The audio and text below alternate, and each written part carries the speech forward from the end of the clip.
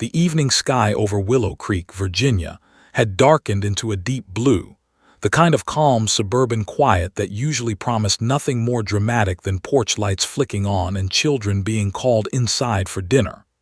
But that calm was shattered just after 7:14 p.m., when a frantic 911 call came through dispatch, shaky, breathless, nearly incoherent. The caller was a neighbor, claiming a little girl had run out of her house screaming, "Something happened to my mom," before collapsing on the porch in tears. 2 patrol cars were dispatched immediately. Officer Daniel Ramirez and Officer Lee Turner arrived first. They pulled up to the gravel driveway where a cluster of neighbors already stood in their pajamas and hoodies, whispering rapidly among themselves. Flashlights bounced across the scene, but the one figure who didn't move was the tiny girl sitting on the wooden porch steps, her face streaked with tears, her knees pulled tightly to her chest. Her name, according to the neighbor who had called, was Lily Peterson, age 7. Ramirez approached carefully.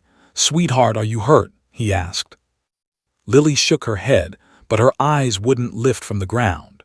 Her small frame trembled as though she were fighting back a scream she didn't want the world to hear. Turner crouched beside her. "Where's your mom?" Lily's lips quivered. "Inside," she whispered, but I didn't do it." The words were so soft they were almost lost in the wind.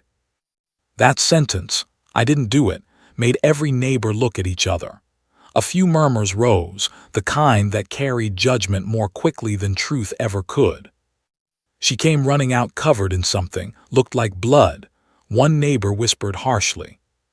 "She must have hurt her mom," another replied. "No one else lives there," someone else chimed in. "Who else could it be?" Ramirez shot them all a warning look. Enough, no assumptions. But the seed had already been planted. Suspicion had spread like wildfire. Lily hugged herself tighter, rocking slightly. Her shoes were muddy, her hair tangled as if she'd been running through something thick and dark. Whatever had happened inside that house, it had sent her out the door in pure terror.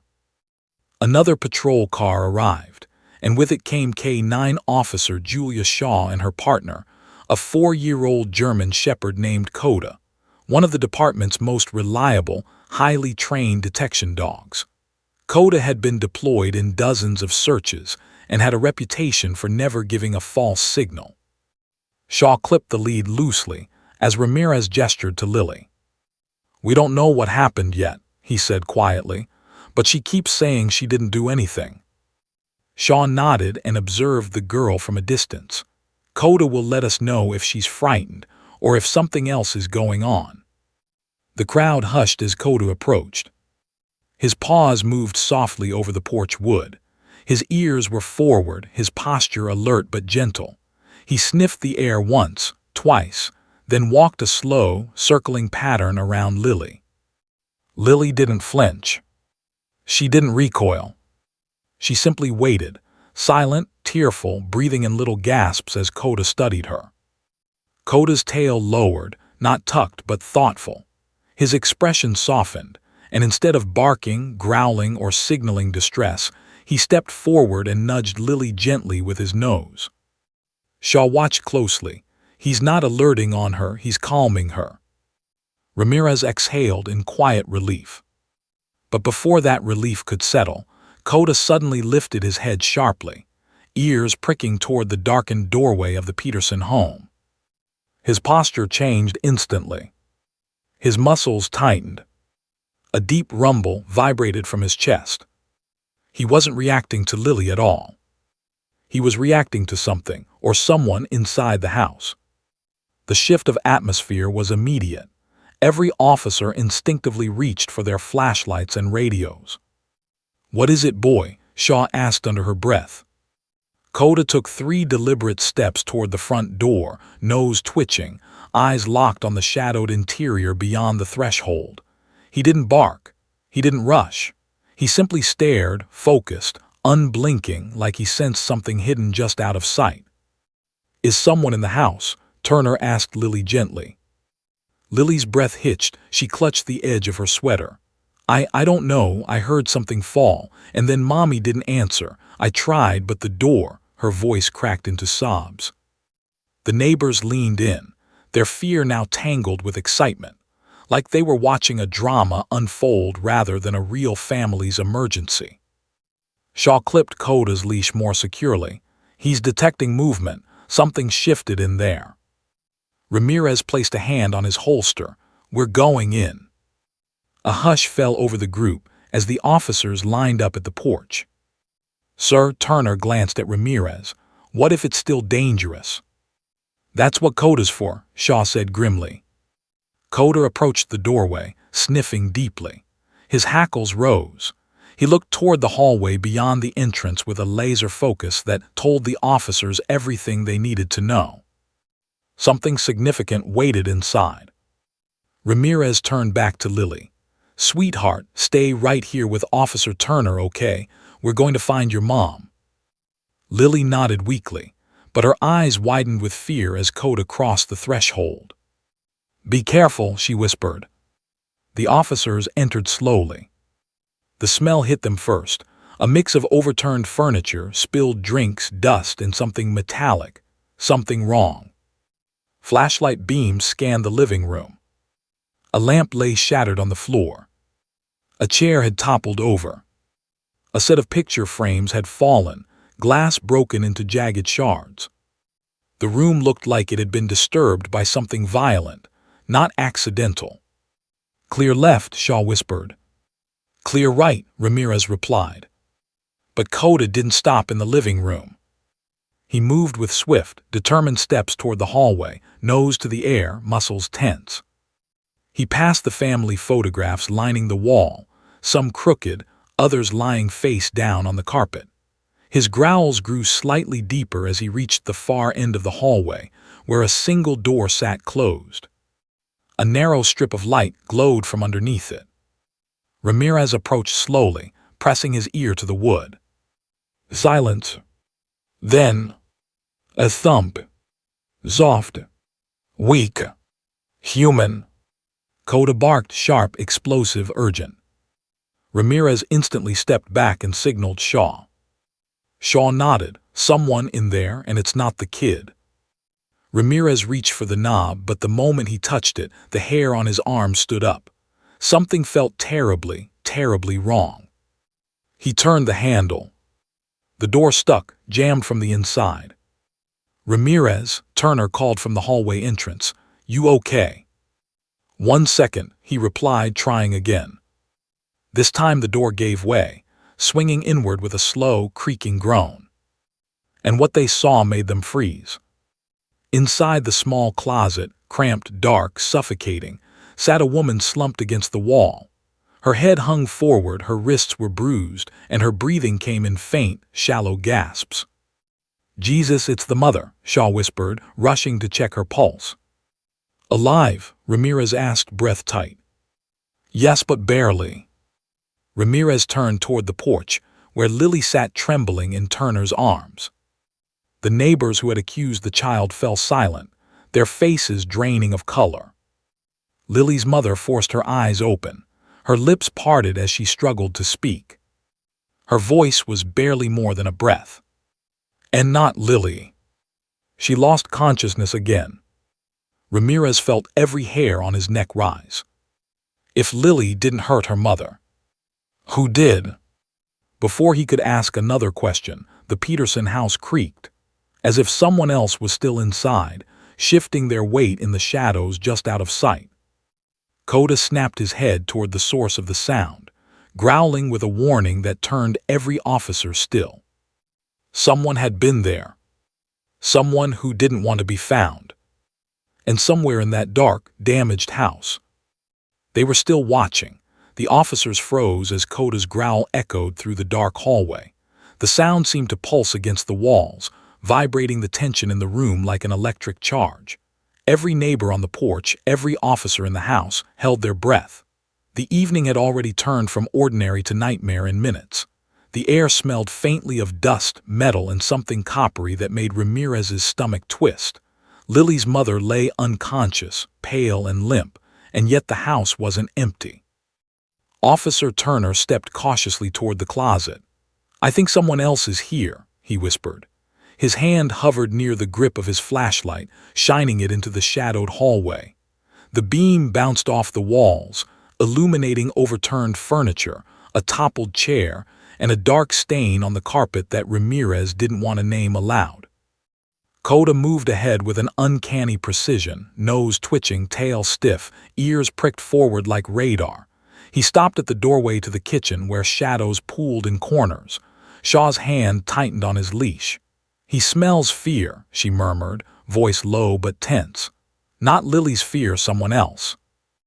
The neighborhood that had gathered outside had grown silent. Some peered through windows, hearts racing, afraid yet unwilling to look away. Whispers had started, half of them judgmental, half of them fearful, but no one dared step forward now. Coda's presence alone commanded respect, a living warning that the house contained far more than anyone expected. Ramirez motioned to Turner. "Let's sweep the main floor. Coda's leading, we follow, slowly, carefully." The officers moved as a unit. Coda led, moving like a shadow, his paws silent on the hardwood floor. The living room had already told part of the story, chaos, violence, but it was the hallway and the kitchen that made the pit of Ramirez's stomach churn. He had seen countless crime scenes, but the palpable dread here was like nothing else. A sudden metallic clatter from upstairs made everyone jump. Coda's ears swiveled sharply. He barked once, low, urgent, and bolted toward the staircase. "Wait," Ramirez shouted, but Shaw had already unclipped his leash. Coda leapt up the stairs with astonishing speed, muscles rippling, paws landing silently on the carpeted steps. The officers followed, weapons drawn, hearts pounding, adrenaline flooding their veins. At the top of the stairs, the hallway stretched long and dim, illuminated only by the flickering light of a lamp at the far end. Coda paused, sniffing the air, growling, his gaze fixed on the first bedroom door on the right. Ramirez motioned for Turner to cover the other rooms while he and Shaw approached the door Coda had indicated. Coda pawed at the door. It was locked, but the lock was old, rusted. With a practiced flick of his paw, the dog nudged it open enough to peer inside. Inside, the room was in disarray. The bed was tossed over, clothes scattered, and the window was cracked open, curtains swaying in the breeze. But it wasn't the mess that drew the officer's attention. It was the figure crouched in the corner. A man mid-30s, eyes darting wildly, shirt torn and smeared with dirt, was pressed against the wall, hands gripping a small bag. His chest heaved. "Stay back," he shouted, voice panicked. I didn't touch her." Coda growled low in his throat, hackles raised. The man froze, his gaze flicking to the door and then to the stairs. "You'll never understand," he barked, frantic.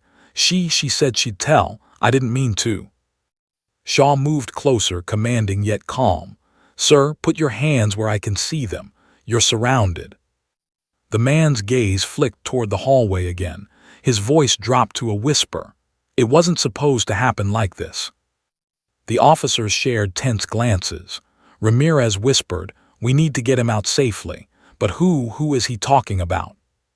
Suddenly, a loud thud came from the floor below, like someone had fallen or been thrown. Coda barked again, rushing toward the staircase. Turner followed, gun raised. Shaw and Ramirez stayed in the room, slowly guiding the man toward the door. As they reached the top of the stairs, Turner called down, "Officer down, someone needs help." Ramirez's blood ran cold. The sound wasn't an officer.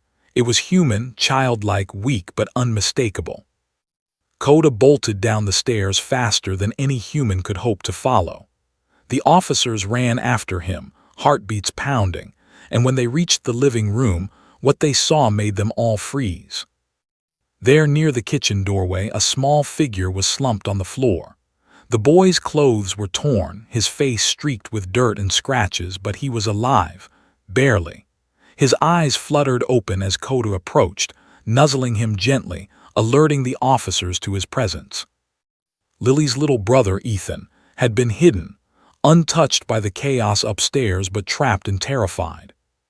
Ramirez scooped him up as Turner helped Lily from the porch inside. The siblings clung to each other, shaking and crying.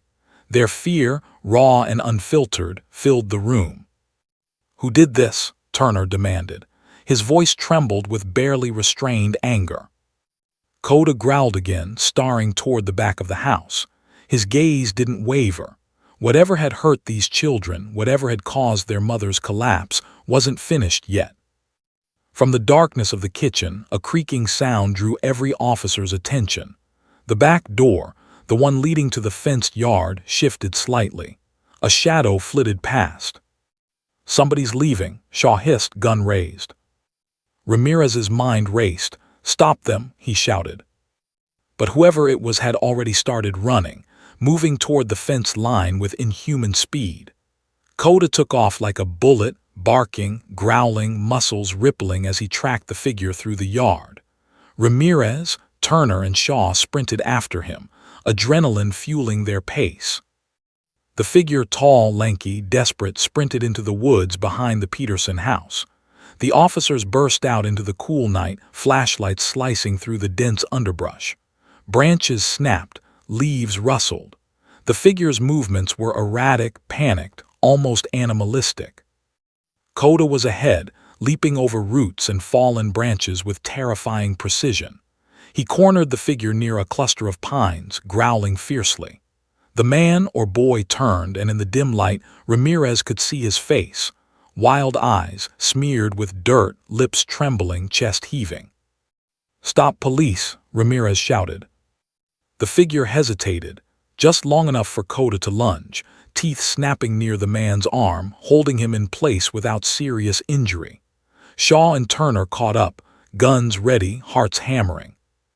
The man collapsed, panting, face pressed against the cold earth. "You don't understand," he whispered, voice breaking. "It wasn't supposed to happen, I didn't." Coda's growls continued, warning him, as if the dog could sense that more truths were still hidden, secrets not yet revealed. Ramirez looked around. The forest was silent except for the heavy breathing of the officers, the dog, and the terrified figure at Coda's feet.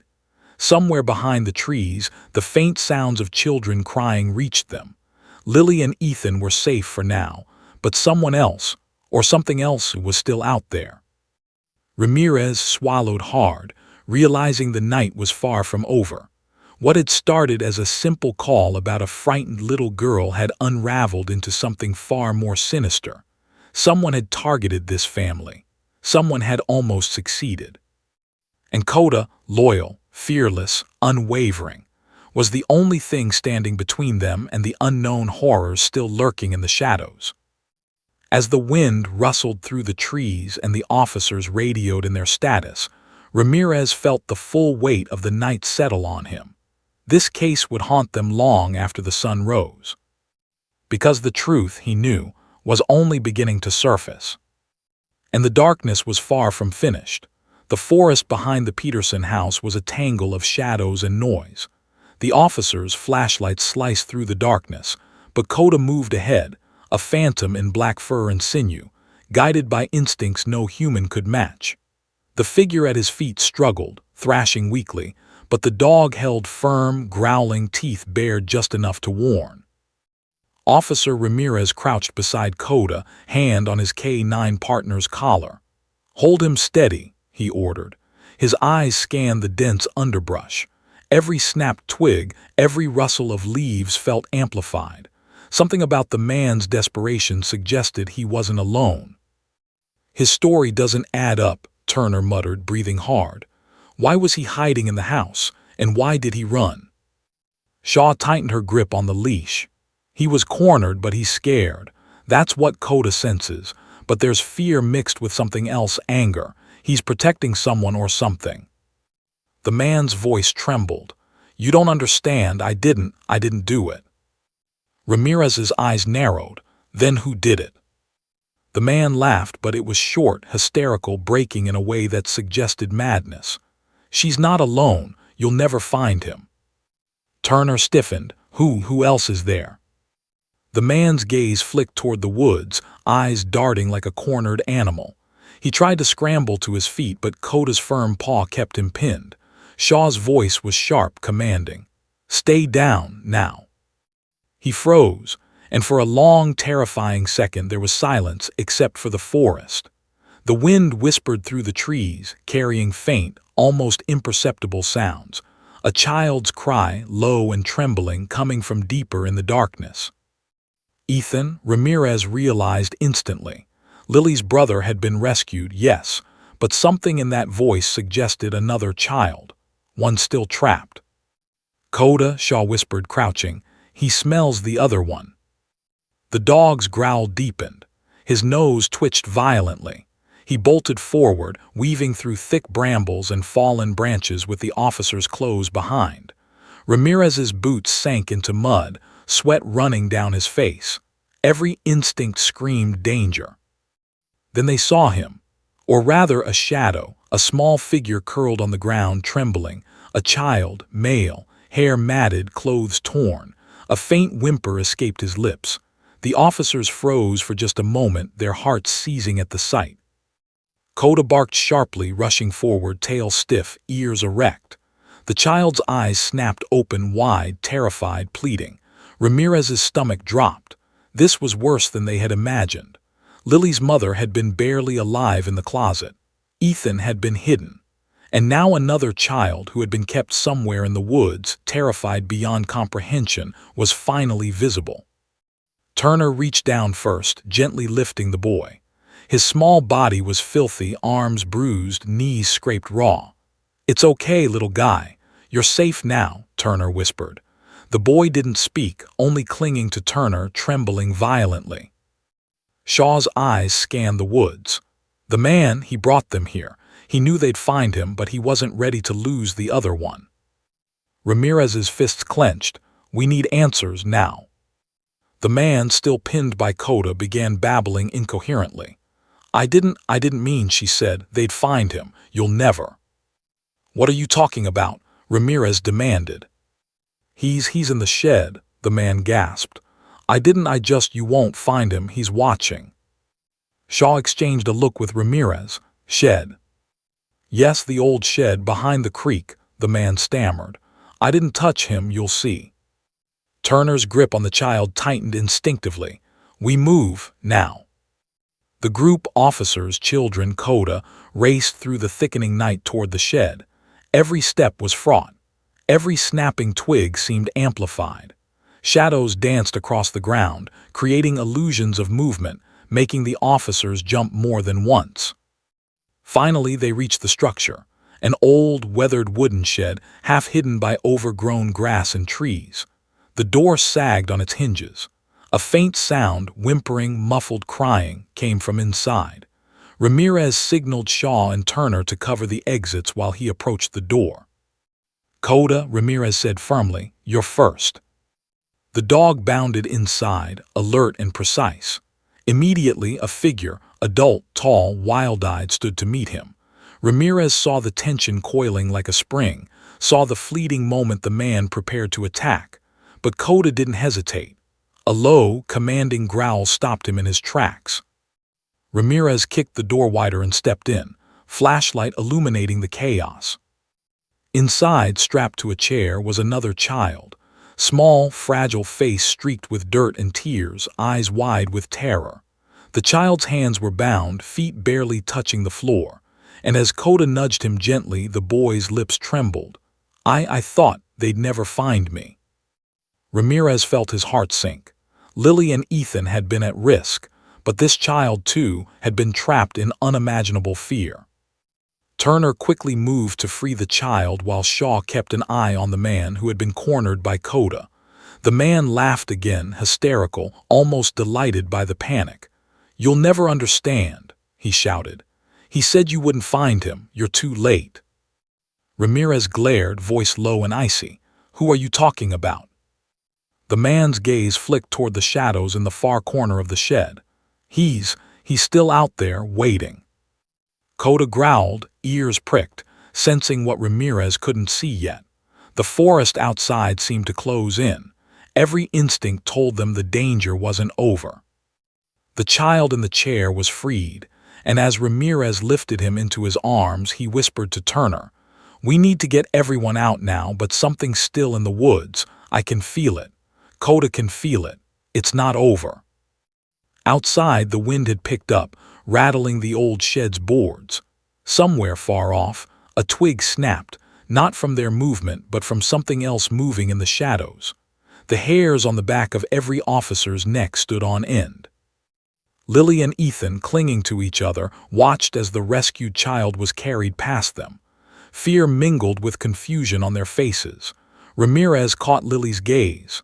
"You're safe now," he said, voice gentle. She nodded, eyes wide, but her small body still trembled violently. Coda barked suddenly, low and warning, ears forward. Ramirez looked toward the edge of the woods, and there, barely visible in the darkness, a shadow shifted. The man from the house had said someone was still out there. And now, in the cold, moonlit night, Ramirez realized he wasn't lying. The night was far from over. Somewhere beyond the reach of flashlights, someone or something was watching them. And Coda, loyal and unflinching, was the only thing standing between them and whatever waited in the dark. The forest around Willow Creek was alive with sounds that made the skin crawl. The rustle of leaves in the wind, the creak of branches under hidden weight, the faint drip of water from distant trees. Officers Ramirez, Turner, and Shaw moved cautiously, Coda alert at the front, every muscle coiled like a spring. Behind them, the children huddled together, shivering from fear, exhaustion, and the shock of the night's events. Lily clung to her brother Ethan's hand, her small fingers gripping his like a lifeline, while the newly rescued boy, his name still unknown, stayed close to Turner. The shed door, now slightly ajar, revealed nothing but shadows behind them. Yet Coda's growls had not ceased.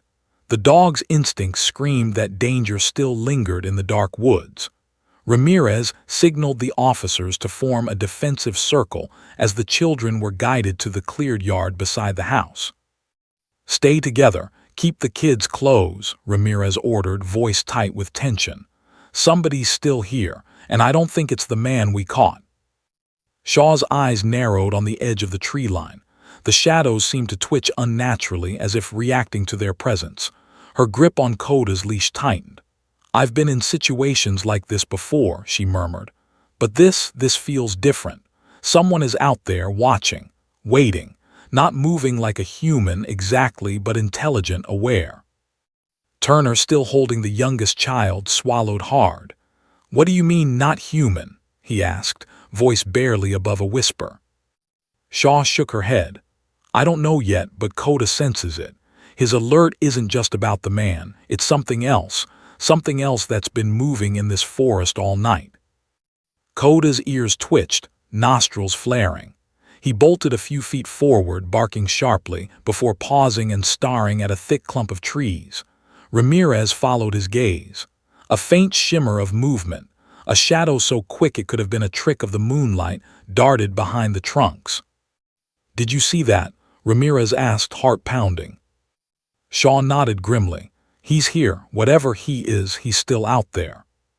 Suddenly, a noise broke the tension, a single panicked cry echoing from deeper in the woods. The children gasped, Lily clutching Ethan tighter. The rescued boy whimpered, recognizing the voice. Ramirez's stomach sank. "That's not one of ours," Turner said. "That's another child." The officers shared a look, understanding instantly. There was another victim, someone still trapped in the chaos of this night. Ramirez's hands tightened on his radio. "Dispatch, we may have another child at risk. Coordinates coming through now. Send backup. Immediate." Before he could finish, Coda lunged again, sprinting toward the voice with terrifying speed and purpose. Ramirez and Shaw followed, Turner bringing up the rear with the children safe in his arms. Branches whipped across their faces. The ground was uneven, roots reaching up to trip them. Every second was a test of endurance, every shadow a potential threat. The sound of movement grew louder. A branch snapped behind them, then another. Something or someone was following. Ramirez spun, flashlight catching a glimpse of the man they had captured earlier, climbing out of the forest underbrush with frantic desperation. "Stop right there," Ramirez shouted. But the man kept running, his expression a mixture of fear and manic glee. "He'll get you," the man screamed. "You can't stop him." Coda barked furiously, baring his teeth as the man stumbled.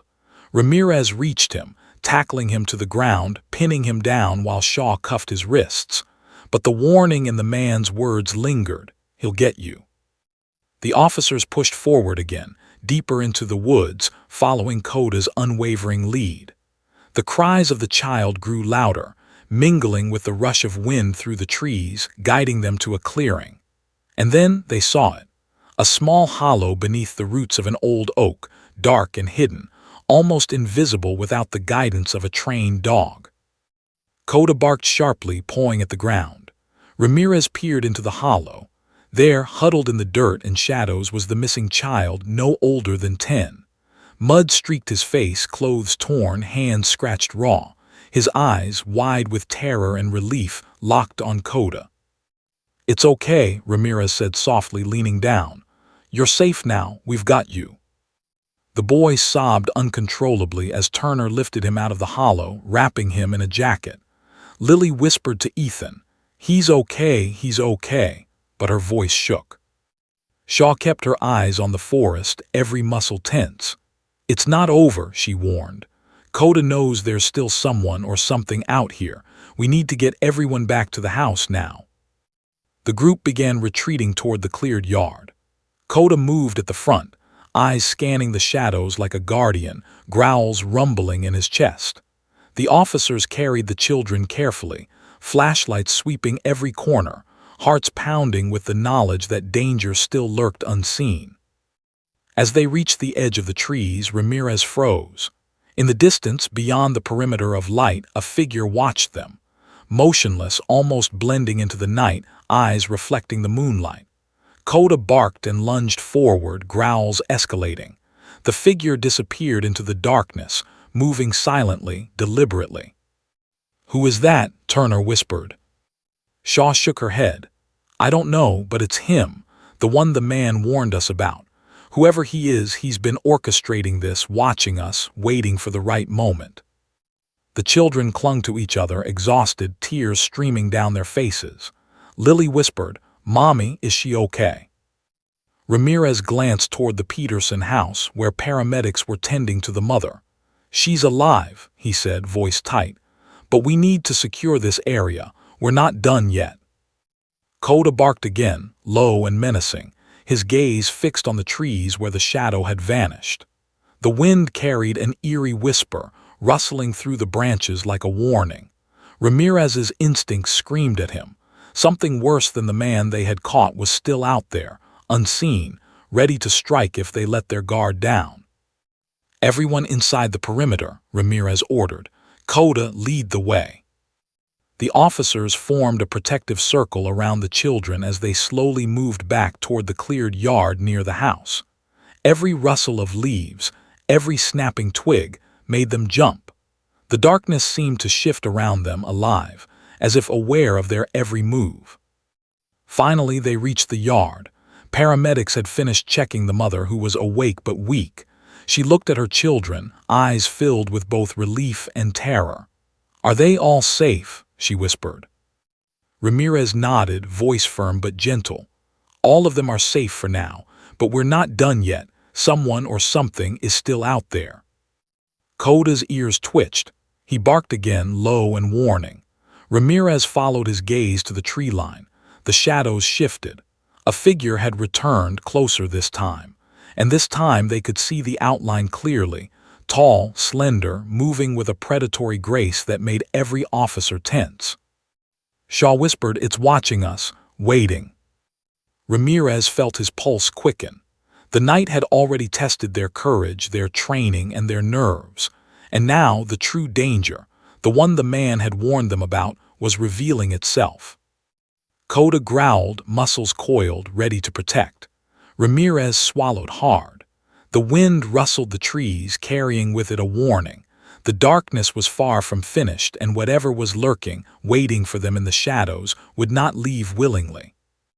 And the Peterson family, innocent, terrified, was still caught in the middle of a nightmare that had only just begun. The forest behind the Peterson house seemed to exhale a cold, dark breath as the officers regrouped, their eyes scanning the tree line where the shadow had disappeared. Coda remained at the front, growling low, tail stiff, ears pricked like antennas. Every instinct told Ramirez that the night was far from over. Whoever, or whatever, was out there had been watching, waiting, and now it was ready to act. Lily clutched Ethan tightly, whispering reassurances neither could believe themselves. The newly rescued boy huddled next to Turner, trembling violently. Their mother sat nearby, exhausted, bruised, and pale, supported by paramedics who refused to leave her alone. The tension in the yard was suffocating. "Everyone stay calm," Ramirez commanded, voice firm but low. "No sudden movements. We don't know what we're dealing with." Shaw's gaze never wavered from the tree line. "It's him," she whispered. "He's out there. And now that we've rescued the children, he's desperate. Whatever his plan was, it's unraveling, and Coda knows it." Suddenly, a rustling in the underbrush made the children cry out. Coda barked fiercely, rushing toward the movement. Ramirez and Shaw drew closer, flashlights cutting through the darkness. The underbrush shook violently, and then a figure emerged, Mark Peterson's brother, the children's uncle, wild-eyed, shirt torn, hands covered in dirt and smudges of dried blood. "What are you doing here?" Ramirez shouted, heart racing. Mark's eyes darted between the officers and Coda. Panic and rage warred in his expression. "Where is she?" he demanded, voice trembling with hysteria. "Where is Lily? Where's Ethan?" "They're safe," Turner said, holding up the children. "Your brother is in custody. You're not taking anyone else anywhere." Mark's face twisted, and he lunged toward the back of the yard, eyes locked on the tree line. Coda barked, rushing to intercept, growls echoing in the night. Mark stumbled, scrambling into the woods as Ramirez shouted orders to contain him. "Coda, go," Shaw commanded. The dog shot forward like a missile, teeth bared but careful, muscles coiled, instincts razor-sharp. Ramirez, Turner, and Shaw ran after him, flashlights bouncing wildly across the forest floor. Branches whipped across their faces, roots snagged at boots. Every second stretched into an eternity. Somewhere deeper in the woods, the sound of snapping twigs echoed, followed by faint cries, a child's voice, terrified, pleading. "Coda's on him," Shaw shouted. "He can't get away." The dog leapt, pinning Mark to the ground with a powerful foreleg. Mark struggled, screaming, teeth gritted, but Coda's grip was unyielding. Ramirez caught up, radio in hand, signaling the team for backup. "Stay down," Ramirez barked, stepping in to help restrain Mark. Shaw cuffed his wrists. Mark's eyes darted frantically around the darkness. He's watching us," he shouted, voice cracking. "You'll never find him. He said you'd never find him." "Who?" Ramirez demanded. "Who's watching? What are you talking about?" Mark's gaze flicked toward the shadows, panic palpable. The one I can't control. He's in the woods, waiting." Before Ramirez could respond, a cry pierced the night, louder, closer. A child's scream, sharp and terrified, echoing from the far side of the clearing. Ethan flinched. Lily clutched him tightly. The newly rescued boy whimpered. Ramirez felt a cold wave of dread. There was another child out there, trapped and terrified. Shaw scanned the trees. "Coda, track the voice," she ordered. The dog shot forward, disappearing into the darkness, muscles coiled like a spring. The officers followed, adrenaline pumping. The forest grew thicker, the underbrush clawing at their clothes. Every snap of a twig or rustle of leaves sent hearts racing. They emerged into a small clearing where the moonlight fell faintly on an old wooden shed, half hidden, decrepit, the door hanging slightly open. Coda barked and growled, circling the shed, tail stiff, ears erect. Ramirez approached cautiously. "Stay back," he ordered. Turner held the children close while Shaw kept watch on the tree line. Inside the shed, faint muffled whimpers were heard. Ramirez's stomach twisted. The smell of dirt, old wood, and faint metallic tangs hung in the air. Someone or something was inside. Ramirez kicked the door open with a force born of desperation. Coda bounded in first, alert and precise. The officers followed, weapons drawn. Inside, strapped to a chair, was a boy no older than 10, face streaked with dirt, eyes wide with terror. The boy looked up at Coda and whispered, I thought they'd never find me." Turner rushed forward, freeing the boy, wrapping him in a jacket. Coda nudged him gently, a protective, reassuring presence. The child's sobs were weak, trembling, but he clung to Turner as if his life depended on it. Outside, Mark screamed, thrashing against Coda, but the dog held firm. "You can't get him," Ramirez shouted. "We've got the children safe now." Mark's eyes flicked toward the forest, wild and desperate. He's not finished. You'll never." Ramirez froze, pulse hammering. Coda growled low, ears forward. Somewhere beyond the shed, in the shadowed trees, movement shimmered. The darkness seemed alive, tense, watching. The officers ushered the children and Mark back toward the yard. The mother, still pale and weak, cried softly as she hugged Lily and Ethan. But Ramirez couldn't shake the feeling that the true danger, the one Mark had warned them about, was still in the forest, waiting, patient, predatory. Shaw's voice broke the silence. "Whatever we just dealt with, it's not over. He's out there, he's still watching, and if we're not careful, he'll strike again." Ramirez glanced toward the tree line, heart heavy. The forest was silent now, but the shadows seemed to pulse, breathing with the night. Coda barked again, low and menacing, signaling Ramirez to pay attention. Something or someone was still out there unseen, and their nightmare was far from over. And in that moment, Ramirez knew the truth. The night wasn't done with them yet. The moon hung high over Willow Creek, casting pale silver light over the treetops. The air was thick with the scent of pine, earth, and fear. Ramirez, Turner, and Shaw moved carefully, each step deliberate, weapons ready, eyes scanning every shadow. Coda led the way, muscles coiled, ears forward, every sense attuned to the slightest sign of danger. The children had been brought safely to the yard near the Peterson house, but Ramirez's instincts screamed that the night was far from over. Mark had been secured, cuffed, and watched over, but his words lingered in Ramirez's mind. "He's still out there. You'll never find him." Shaw's eyes narrowed. "He's in the woods somewhere out there, waiting, planning." Coda stopped abruptly, nose to the ground, hackles rising. He sniffed furiously, tracing an invisible path through the underbrush. The officers followed, leaping over fallen branches and tangled roots. Every rustle of leaves and snapping twig heightened the tension. The forest seemed alive, aware of their intrusion. Suddenly, Coda bolted ahead, barking sharply. Ramirez and Shaw raced after him. Turner stayed behind for a moment, helping Lily calm her trembling hands. Ethan clung to his sister, shivering, whispering, "Is it over?" Ramirez's jaw tightened. "Not yet, stay close." The dog led them deeper into the woods, moving with purpose toward a clearing partially hidden by thick trees. There, the faint outline of another shed appeared, older, more decrepit than the first. The air carried a metallic tang, a smell Ramirez associated with fear and danger. Coda's growl deepened. Shaw whispered, "The child is in there. Coda knows it." Ramirez signaled Turner via radio.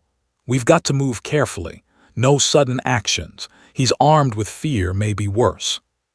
The officers approached the shed. The boards were splintered, the door hanging loosely on rusted hinges. From inside came a faint, panicked cry, low, trembling, unmistakably human. Ramirez felt his chest tighten. Inside, they found another child, younger than the others, strapped to a chair. His hair was matted, face streaked with dirt and tears. His small body shook violently with terror. The boy's eyes met Coda's and widened. I knew no one would come," he whispered, voice cracking.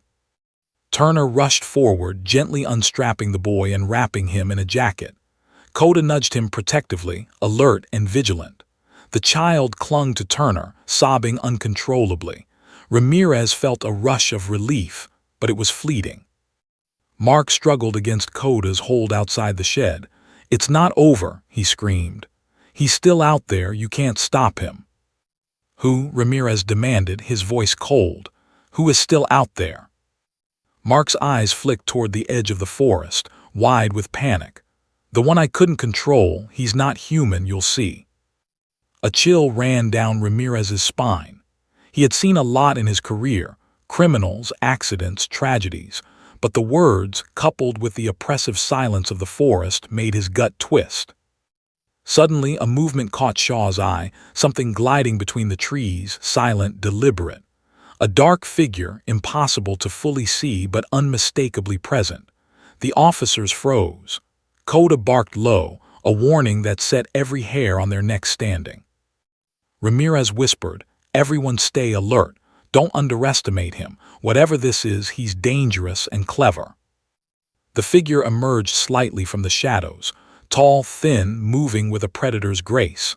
Eyes glinted faintly in the moonlight.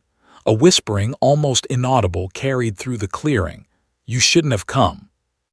Turner instinctively held the child closer. Lily gasped, burying her face in Ethan's shoulder. Shaw raised her weapon slowly, training it on the figure. Coda growled ferociously, advancing, muscles coiled. The figure moved with shocking speed, disappearing back into the woods before Ramirez could act. Silence fell again, broken only by Coda's low growls. Shaw whispered, "He's still out there, waiting, studying us." Ramirez scanned the trees, flashlight sweeping, pulse racing. The forest felt suffocating, alive with unseen menace. "We get the children back to the house," he ordered. "We can't let him separate us again. Coda, lead the way." The officers guided the children through the thick underbrush. Every sound, every shadow made them jump. Coda stayed alert, growling at the slightest movement. The night seemed endless, oppressive, each step weighted with uncertainty. Finally, they reached the yard near the Peterson house. The children were ushered into a temporary safe perimeter. Their mother, weak but conscious, embraced them, tears streaming. Ramirez watched, chest tight. Relief was fleeting. The shadow in the woods, the one Mark had warned about, had not vanished. Coda's ears twitched. He barked toward the tree line, signaling a presence that remained hidden. Ramirez followed his gaze. The shadows shifted. Something or someone was watching. The night was far from over. The officers regrouped. Ramirez spoke softly but firmly. "He's still out there.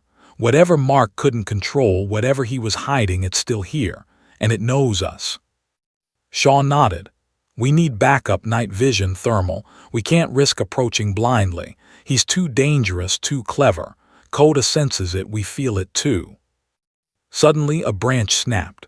All heads turned toward the sound. Coda growled, muscles tensed. Ramirez raised his hand, signaling the officers to hold position. The darkness seemed to pulse, alive with anticipation. From the shadows, a faint whisper carried across the clearing, chilling their blood. "You can't stop me." The officers exchanged tense glances. Ramirez's heart pounded. Coda barked, low and menacing, warning them of the presence still lurking unseen. Ramirez swallowed hard. This isn't over, not by a long shot. The children huddled closer, terrified, exhausted. The mother clutched Lily and Ethan. The rescued boy trembled silently. The forest around them seemed alive, whispering secrets they could not comprehend. Coda stepped forward, growling low, muscles coiled, eyes fixed on the darkness. He was the only one ready for what came next. The shadow that had haunted the night was still out there, waiting, watching, patient. And Ramirez knew with certainty. The most dangerous moment of their night was yet to come. The forest seemed to hold its breath, as if the next move would change everything. The forest was eerily silent now, a hollow calm that pressed on the officers' nerves. Every snap of a twig, every rustle of leaves, felt magnified, amplified by fear. Ramirez stood beside Coda, flashlight in one hand, weapon in the other, sweat running down his face despite the cool night air. Turner and Shaw flanked him, each scanning the tree line with hearts pounding. The children remained behind, safe for now, huddled near the Peterson house, eyes wide, mouths trembling. "Coda's alert," Shaw whispered. "He smells it. Whatever is out there, it's close." Coda growled low in his throat, ears forward, muscles coiled. He had been leading them all night, following scents, tracking movement, and now the dog's instincts screamed danger that the officers could only sense in vague, tense ripples. Ramirez swallowed hard. "We move carefully," he said. "We can't let it slip away. We've saved the children, yes, but it's not over. Coda's right. Something is out there, and it's waiting for the right moment to strike." The night air was thick with tension as they followed the dog deeper into the woods. Shadows shifted unnaturally. Branches snapped under invisible weight. Every rustle of leaves made the officers jump. Coda was a blur ahead, moving with lethal precision, sensing every presence before it manifested. Suddenly, a faint sound echoed through the trees, a soft, deliberate whisper that made the hairs on their necks stand on end. Ramirez froze. "Did you hear that?" he asked, voice barely audible. Shaw nodded. "It's him, the one Mark warned about. He's close, too close." Then a figure moved, a tall, thin silhouette gliding between the trees with unnatural grace. It paused, watching, patient, predatory.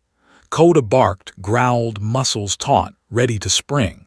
The figure vanished into the shadows again before they could get a clear look. Ramirez gritted his teeth. "We can't lose him now. He's the key to everything that happened tonight. He's the one behind this. Coda, lead us." The dog bolted forward, silent but deadly, weaving through the underbrush.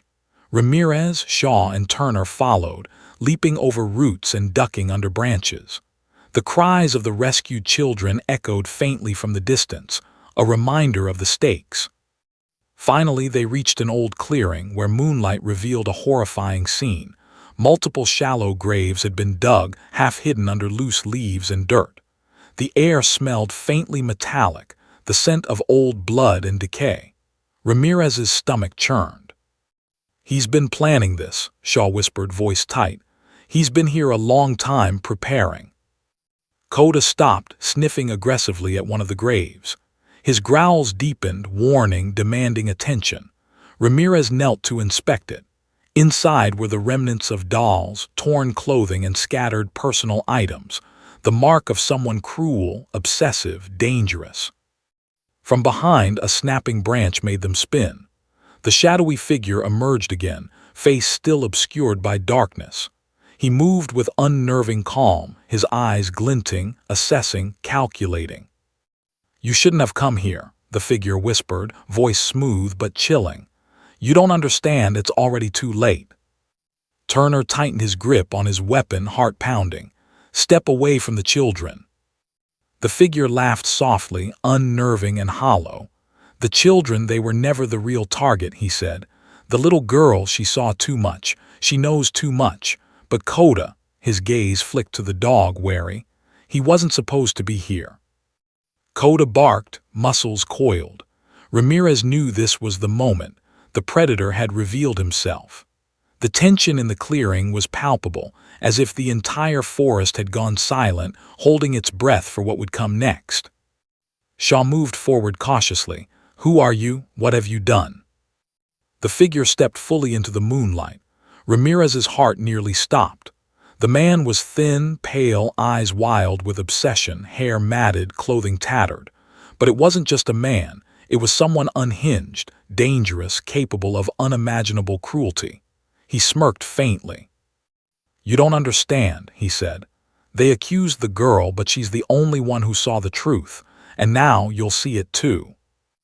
Ramirez tensed. "What truth?" The man raised a hand, pointing toward the forest beyond the clearing. "He's out there, watching, waiting, and when the time comes, he will decide." Before anyone could react, Coda lunged, barking fiercely, tackling the man to the ground. They struggled in the dirt, growls and shouts filling the clearing. Ramirez rushed forward, helping Shaw subdue the figure while Turner kept watch for movement in the trees. Suddenly, a faint whistle cut through the air. It was high-pitched, deliberate, almost like a signal. Koda froze, ears twitching. The shadow in the trees shifted again, moving closer to the children's safe zone. Ramirez cursed under his breath. "He's taking the distraction," Shaw said. "We need to protect the children." Ramirez and Turner sprinted back toward the yard, shouting warnings. Koda, still pinned to the ground, twisted violently, growling, but the man they had caught screamed again, breaking free momentarily. The forest erupted in chaos, branches snapping, footsteps running, a child crying in the distance. Ramirez's lungs burned as he reached the children. Lily clutched Ethan, wide-eyed and terrified. The rescued boy hid behind Turner, shivering. Koda broke free from the struggle, barking, teeth flashing in the moonlight. He sprinted toward the tree line, muscles taut, a blur of black fur. Ramirez's heart pounded. The shadow moved faster, dodging trees with impossible agility. Koda was relentless, closing the distance with each powerful stride. Ramirez, Shaw, and Turner followed as fast as they could, weapons raised, flashlights cutting through the darkness. Then in a narrow clearing the shadow stopped. The moonlight revealed the truth. Hidden in a small, shallow pit was another child, bound, terrified, dirt-streaked, eyes wide with panic. Koda barked, rushing forward, careful but forceful. The child recognized him immediately, whispering through sobs, I knew someone would come." Turner lifted the boy gently, wrapping him in a jacket. Relief washed over Ramirez, but it was fleeting. The figure, the mastermind, was still at large, watching, calculating. The man they had pinned earlier screamed again, words indistinct, a mix of rage and fear. Ramirez glared, realizing the predator's influence ran deeper than they had imagined. Koda growled low, muscles coiled, tail stiff. The night was far from over. Ramirez knew one thing with certainty. The shadow had been orchestrating this entire nightmare. Every fear, every child threatened, every hidden secret, it was all part of a plan. And the final confrontation was about to come. The forest waited, silent, oppressive, and patient. Koda, unwavering, led the officers and children toward safety, but Ramirez's mind raced. The truth was about to be revealed. And no one would see it coming. The first light of dawn barely filtered through the dense trees of Willow Creek, painting the forest floor with muted gray streaks. The night's horrors had left their mark, muddy footprints, broken branches, the faint metallic tang of fear lingering in the air. Ramirez, Shaw, and Turner moved cautiously, Koda at the forefront, muscles taut, eyes scanning every shadow. The children, exhausted and trembling, followed close behind, clinging to one another. Ramirez's gaze swept the tree line. Somewhere in the darkness the figure had to be hiding. He had orchestrated this nightmare, the accusations, the abductions, the fear. And now the truth was about to be exposed.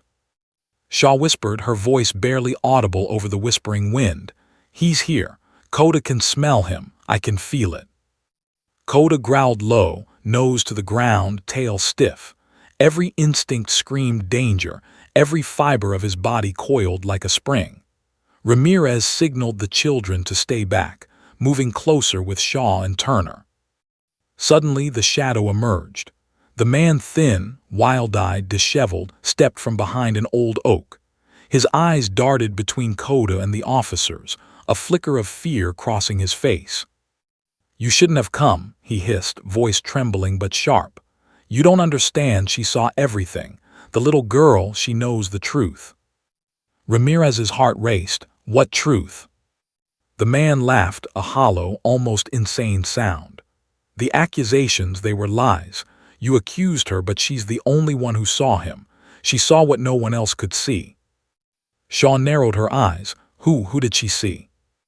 The man's expression twisted with desperation. "The boy, the one in the forest, he's not what he seems. You'll see." Koda barked, low and warning, sensing the intensity of the moment. The forest itself seemed to hold its breath. Ramirez stepped forward slowly, weapon raised, voice firm. "Show us, tell us now." The man's gaze flicked nervously to the edge of the tree line. "He's here, watching, waiting. You'll never understand. Before Ramirez could respond, movement in the shadows confirmed the man's words. Another figure, a boy, small, pale, eyes wide with an unsettling intensity, emerged from the underbrush. The officers froze. The boy's eyes locked on Lily. He stepped closer, silent, deliberate. There was something in his gaze, something not quite human, something that chilled the spine. Ramirez's instincts screamed danger. "Coda," Shaw whispered, tense. The dog stepped forward, growling low, hackles raised. The boy stopped, watching, calculating. Then, in an instant, he bolted deeper into the woods. "Stop him," Ramirez shouted. Turner and Shaw gave chase. Coda leapt forward with lethal precision, muscles coiled, senses razor-sharp.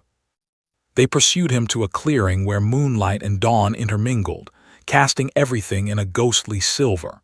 And there it was, a hidden network of roots and shallow hollows, the ground uneven and treacherous. The boy, no older than 10, stood at the center, trembling, but with an intensity that suggested intelligence beyond his years. Ramirez caught his breath, lowering his weapon slightly. "It's okay, we just want to help you." The boy's lips trembled. They didn't understand," he whispered. "I had to hide. They thought she did it, but it wasn't her. She's the only one who saw him. Only she." Shaw knelt slowly, hands raised. "Who did she see? Who are you talking about?"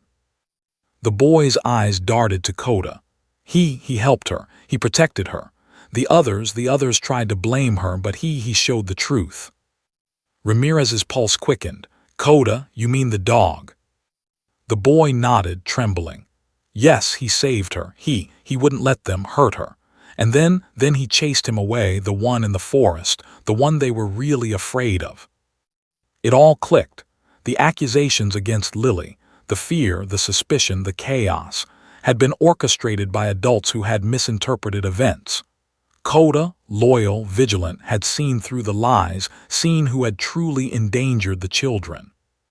Ramirez lowered his weapon, awe and relief mingling with lingering adrenaline. "So the little girl, she didn't do anything wrong." The boy nodded, tears streaking his dirt-smudged face. She was brave. She saw the truth. And Coda, he made sure everyone knew it."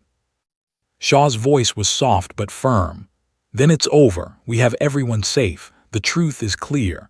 The lies have been exposed." But Ramirez knew better than to relax completely. He scanned the forest.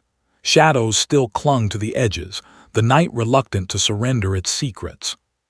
Coda barked again, tail wagging slightly now, as if confirming the resolution. He nudged the rescued children gently, protective and proud. Ramirez felt a surge of gratitude and awe toward the dog. Without Coda, the truth might never have been revealed. The mother of Lily and Ethan stepped forward, exhausted, tears streaking her face. She embraced her children tightly, whispering words of relief and love. "You're safe. You're all safe." The rescued boy clung to Turner, finally letting out a shuddering laugh between tears. I knew someone would come," he whispered. "I knew Coda wouldn't let anything happen." Ramirez exhaled slowly, the tension in his body beginning to ease, though his senses remained alert.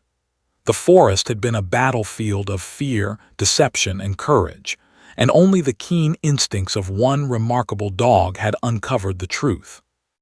Mark, the uncle, sat nearby, handcuffed, eyes wide with fear and realization.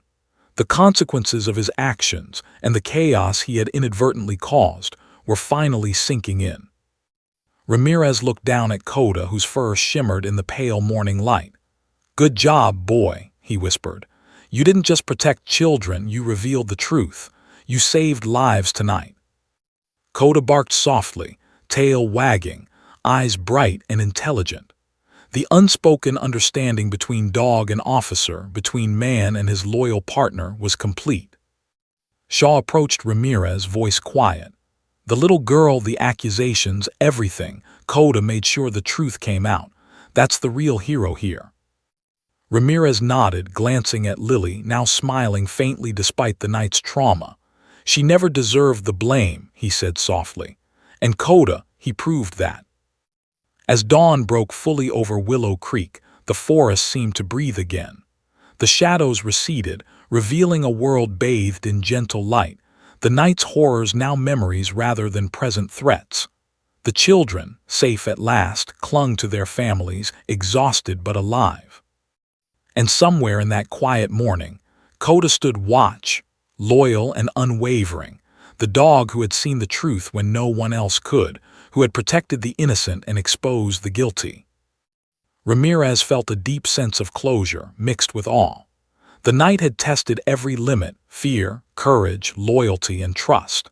And in the end, it was the bond between human and dog, bravery and instinct that had revealed the truth. The little girl was free of accusations. The children were safe. The danger had been revealed and justice, quiet, patient, and uncompromising, had prevailed. And as the forest settled into the calm of a new day, Ramirez knew that stories of this night would be told for years, not just of fear and peril, but of loyalty, courage, and the undeniable truth revealed by a hero no one expected: a police dog named Coda. The shadows of the night were gone, but the memory of bravery, of trust, and of the truth would linger forever.